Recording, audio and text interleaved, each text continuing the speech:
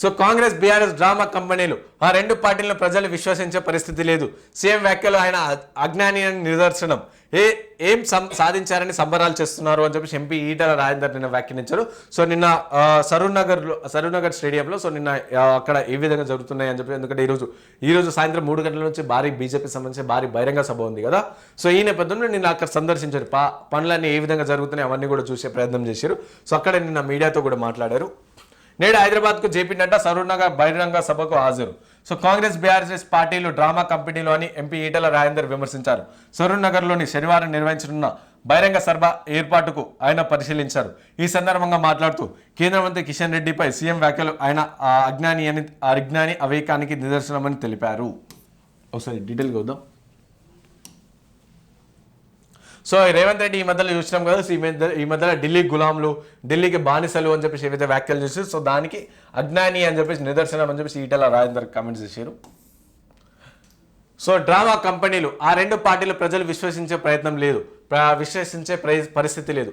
CM వ్యాఖ్యలపై ఆయన అజ్ఞాని అని నిదర్శనం. ఏం సాధించాలంటే సంబరాలు చేస్తున్నారు ఈటల. సభ ఏర్పాటు పరిశీలించిన మల్కాజ్గిరి ఎంపీ నేడు హైదరాబాద్కు జేపీ నడ్డా సరూనగర్లో బహిరంగ సభకు హాజరు. అన్ని వర్గాల ప్రజలు రావాలి, బండి సంజయ్ పిలుపు. సో ఈ విధంగా కాంగ్రెస్ బీఆర్ఎస్ డ్రామా కంపెనీలని మల్కాజ్గిరి ఎంపీ ఈటల రాజేందర్ అన్నారు.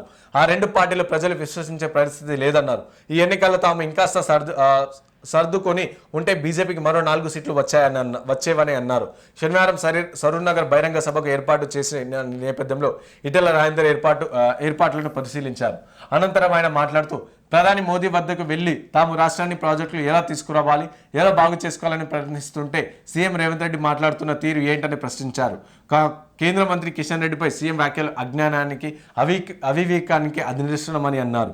ఇక బీఆర్ఎస్ సర్కారు గతంలో ఎమ్మెల్యేల భార్యలు గన్మెన్ల ఫోన్లు ట్యాప్ చేయించి ఇప్పుడు తమ ఫోన్లను ట్యాప్ చేస్తున్నారని ఆరోపించిన విడ్డూరమని అన్నారు. ఏడాది పాలనలో సీఎం రేవంత్ రెడ్డి ఏం సాధించాలని సంబరాలు చేసుకుంటున్నారని ప్రశ్నించారు. ఈసారి రాష్ట్రంలో కాషాయ జెండా ఎగురుతుందని ఈటల స్పష్టం చేశారు. శనివారం ఆటో డ్రైవర్ బంద్కు బీజేపీ మద్దతు ఉంటుందని ప్రకటించారు. సో ఈరోజు ఆటో డ్రైవర్ల బంద్కు పిలుపునిచ్చారు, కానీ దాన్ని ఆటో డ్రైవర్ల యూనియన్ కూడా వెనక్కి తీసుకున్నారంట.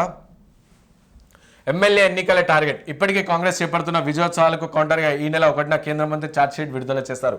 అంతేకాకుండా బైక్ ర్యాలీలు, ప్రజా సభలు నిర్వహించేందుకు సిద్ధమైంది. దీనికి ఇన్ఛార్జ్గా నియమించడంతో పాటు వర్క్షాప్లు నిర్వహించి విస్తృత ప్రచారం కల్పించేందుకు, దీని ద్వారా ప్రజలు ముఖ్యంగా గ్రామీణ ప్రాంత ప్రజలు ఆకర్షించేందుకు కాంగ్రెస్ వైఫల్యాన్ని బహిర్గతం చేసి స్థానిక ఎన్నికలతో పాటు రాబోయే ఎమ్మెల్యే ఎన్నికల్లో పార్టీ శక్తిని పెంచుకునేలా ఈ సభ వినియోగించుకోవాలని చూస్తుంది.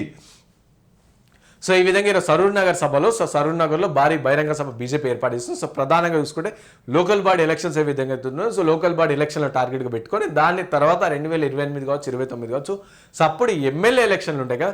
సో దాన్ని బేస్ చేసుకొని ఈ సభ కూడా ఏర్పాటు చేస్తున్నామని చెప్పి వార్తలు వచ్చినాయి అనమాట. సో నేడు జాతీయ అధ్యక్షుడు జేపీ నడ్డా కూడా ఈ సభకు ముఖ్య అతిథిగా హాజరై సో తెలంగాణ ఉద్దేశించి కూడా మాట్లాడతారంట. సో అన్ని వర్గాల ప్రజలు కూడా రావాలి అని చెప్పేసి బండి సంజయ్ కూడా నిన్న పిలుపునిచ్చారు. సో చూడాలి మనం ఎంతవరకు సక్సెస్ అవుతుందని చెప్పేసి బహిరంగ సభ.